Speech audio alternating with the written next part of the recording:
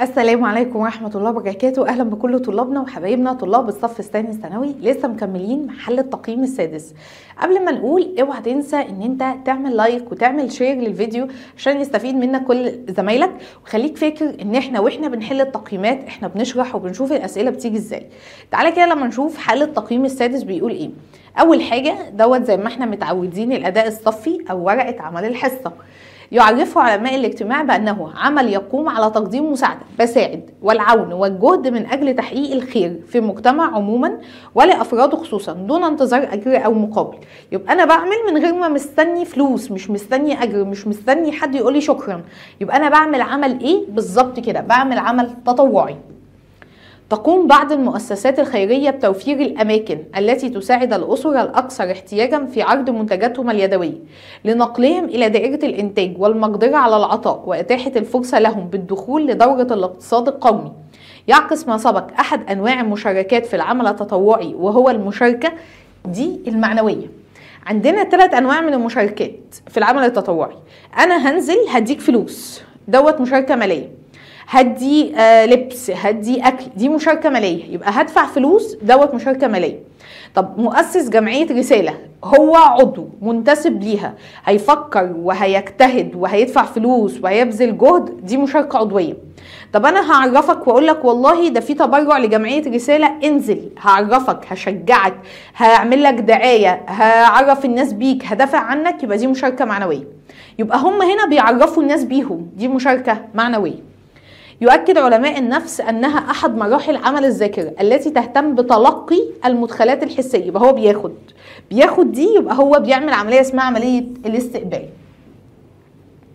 يطلق عليها العلماء اسم الذاكرة النشطة أو الواعية التي تقوم بمعالجة المعلومات القادمة من الحواس وتنقلها للذاكرة الدائمة وتعمل على إبقائها متاحة بسهولة لفترة قصيرة من الزمن.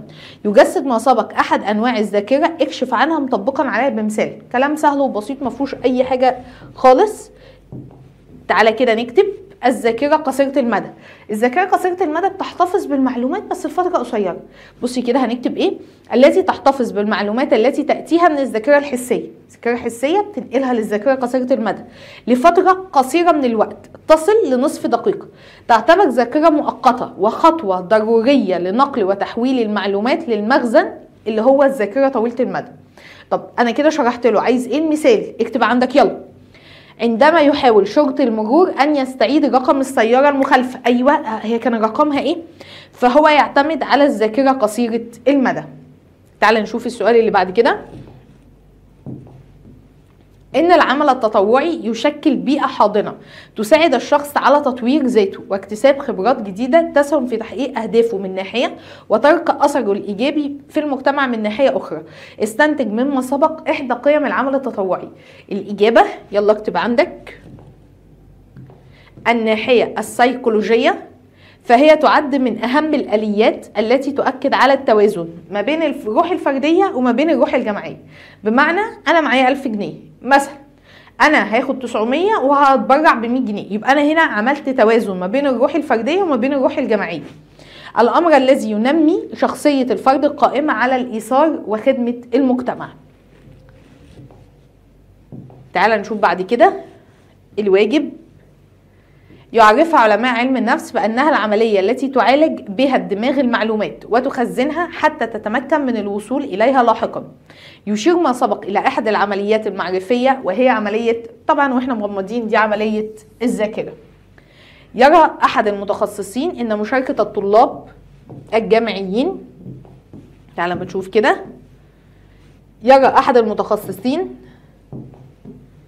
أن مشاركة الطلاب الجامعيين في العمل التطوعي وتفاعلهم مع مجتمعهم المحلية يمثل بعد مهم في ربط الجامعة ومخرجاتها التعليمية باحتياجات المجتمع ومشكلاته. طب يكشف ما سبق عن إحدى قيم العمل التطوعي وهو الجانب. هم هنا بيتفاعلوا مع المجتمع المحلي، يبقى احنا شغالين على قيمة العمل التنموية. شارك 933 شاب في جميع المحافظات في مبادرة حياة كريمة للقضاء على الفقر في القرى الأكثر احتياجا. وهنا أعضاء، يبقى احنا هنا بنتكلم على المشاركة العضوية. يؤكد علماء النفس على أنها الذاكرة التي تقوم بعملية تمثيل وتخزين الذكريات والمعلومات لفترة ممتدة. دي بقى طويلة، مما يسمح للأفراد بتذكر الأحداث والمعرفة والتجارب الماضية. فاكرة اسمي، فاكرة كنت ساكنة فين، فاكرة قرايبي، فاكرة الأحداث، فاكرة اللي حصل وأنا صغيرة. يبقى دي مش ذاكرة قصيرة، دي ذاكرة طويلة المدى. تعالى كده لما نشوف المثال اللي عليها. الذاكرة طويلة المدى التي ترتبط بعمليتي الإدراك والتعلم، لأن المعلومات التي تصل إليها لابد من معالجتها بشكل يسمح بتذكرها لفترة طويلة. مثال: عندما تتذكر حدث من الأحداث مر بك أثناء طفولتك. أنا فاكر وأنا صغير حصل لي إيه، دي ذاكرة طويلة المدى. أنا فاكر صاحبي وأنا صغير جاب لي هدية، دي ذاكرة طويلة المدى. تذكرك للأشخاص المقربين إليك من أقارب وجيران وأصدقاء، ده صاحبي من وأنا في الثانوية العامة. ليه؟ لأن هو متخزن في الذاكرة طويلة المدى. السؤال اللي بعد كده بيقول لحضرتك: يعرفه علماء الاجتماع بأنه عمل غير ربحي، مش باخد منه فلوس، لا يقدم نظير أجر معلوم، وهو عمل غير وظيفي مهني يقوم به الفرد من أجل مساعدة وتنمية مستوى معيشة الآخرين من جيرانهم أو المجتمعات البشرية. يبقى احنا شغالين على العمل الإيه؟ العمل التطوعي. عايز مثال سهل وبسيط ما فيهوش أي حاجة، هكتب له العمل التطوعي. مثلا: قيام مجموعة من الشباب بتنظيف الشوارع وتجميلها، ده مثال.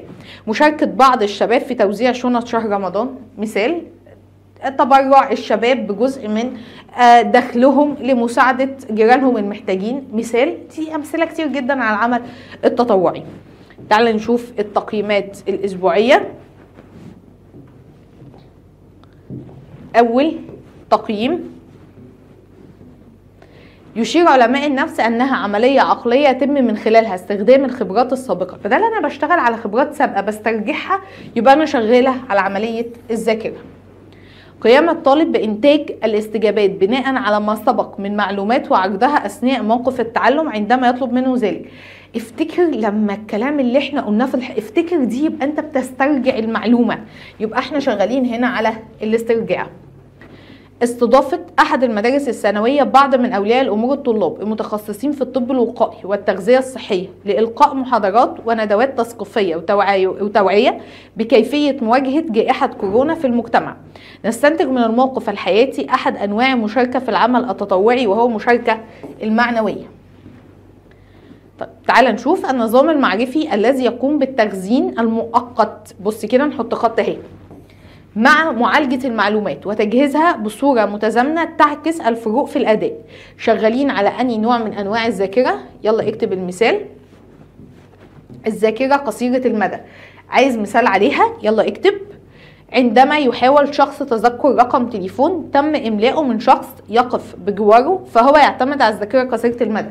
خد يا محمد كده اكتب رقم التليفون ده، محمد يكتبه على طول من الذاكرة، يبقى هو بيستخدمه من الذاكرة قصيرة المدى اللي أنا لسه قايله له، فهو بيكتبه على طول، الذاكرة قصيرة المدى. تعال نشوف السؤال اللي بعد كده، علم اجتماع.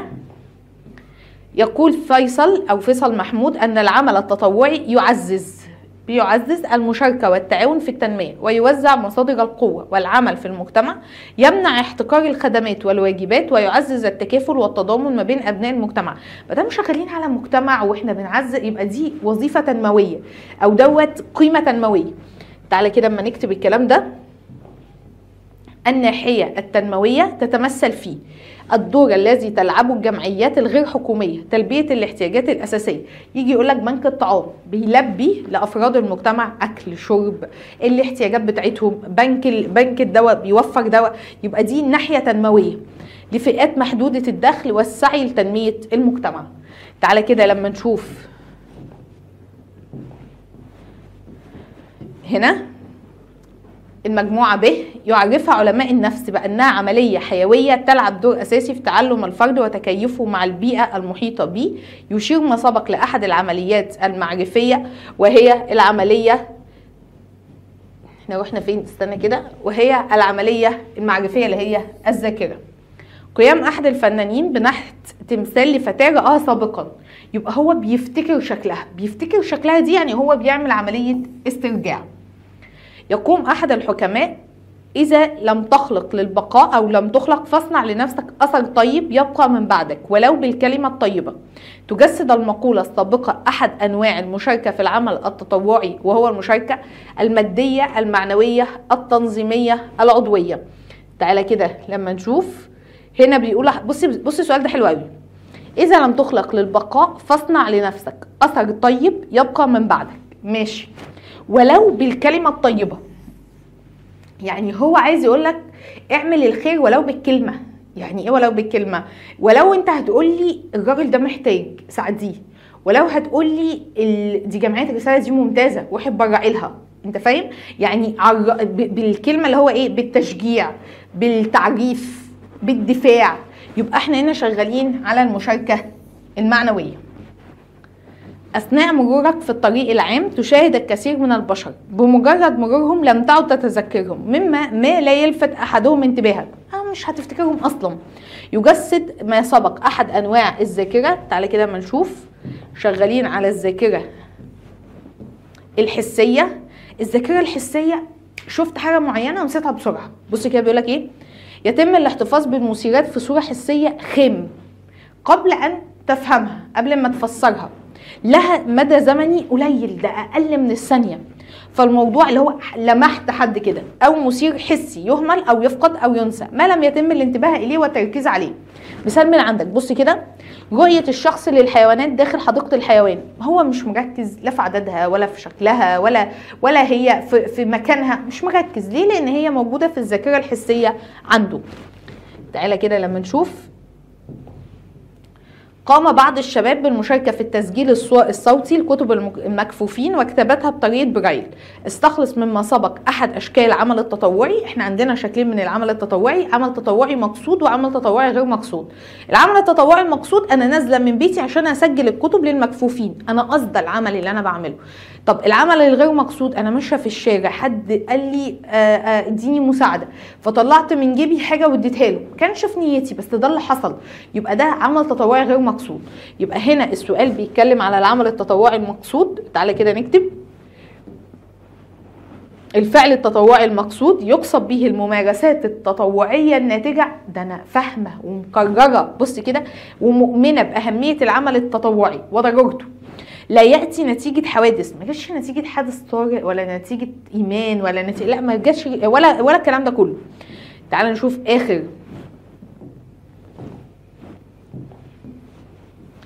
تقييم عندنا. يعرف علماء الاجتماع قدرة الفرد على استعادة خبرات الماضي. طبعا ما دام خبرات الماضي يبقى احنا شغالين على التذكر. عملية حفظ المعلومات المرمزة لفترة زمنية محددة أو غير محددة بهدف استخدامها وقت الحاجة إليها. يكشف المثال السابق عن أحد عمليات الذاكرة. تعالى كده لما نشوف هنا، خد السكرين شوت بتاعك، بص أهي تخزين، بخزن المعلومة عشان أرجع لها بعد كده. السؤال اللي بعد كده، العمل التطوعي وسيلة تعطي للفرد فرصة التعرف على شرائح المجتمع والانخراط في المجتمع، فيبنى الشخص كيانه ومكانته في مجتمعه ويثبت وجوده كشخص فعال، مما يؤدي لشعوره بالانتماء والمسؤولية إزاء مجتمعه. شغالين على جانب السوسيولوجي اللي هو المجتمعي. يعني يؤكد علماء النفس على انها نظام معقد في الدماغ يختص بتخزين المعلومات لفترات طويله من الزمن. اول ما يقول لي الفترات طويله من الزمن تمتد لعده سنين، يبقى على طول وانا مغمض اكتب الذاكره طويله المدى. عايز ايه؟ مثال من عندك من غير ما نقول، تذكر الشخص الاحداث حدثت في طفولته، تذكر الشخص الاحد الاقارب الذي رآه منذ سنوات، تذكر الشخص الحادث حدث له منذ بضعه سنين. كتير قوي، امثله كتير قوي. تقوم بعض المؤسسات الخيريه بعرض مجموعه من الصور للانشطه التي تقوم بها مواصل التواصل الاجتماعي لتحث الافراد ورجال العمل على المشاركه. بتعرفهم دي يعني مشاركه معنويه. عايز ايه؟ استنتج. يلا خد السكرين شوت بتاع حضرتك هنا اهو. مشاركه معنويه، الدعم المعنوي، التعريف، بالعمل التطوعي. الدفاع عن العمل التطوعي هي دعايه، بس دعايه غير مباشره. هنزل لوجو جمعيه رساله على الفيس عندي، يبقى انا بعرف الناس بس بعمل دعايه غير مباشره. بكده خلصنا التقييم للاسبوع السادس علم النفس. اوعى تنسى ان انت تشيره مع صحابك عشان تستفيد وتفيد غيرك، تعمل لايك وتعمل اشتراك للقناه عشان ان شاء الله كل حاجه جديده تنزل لك ان شاء الله بالاسبوع السابع اول ما ينزل على طول. استنينا. رمضان كريم عليكم. السلام عليكم.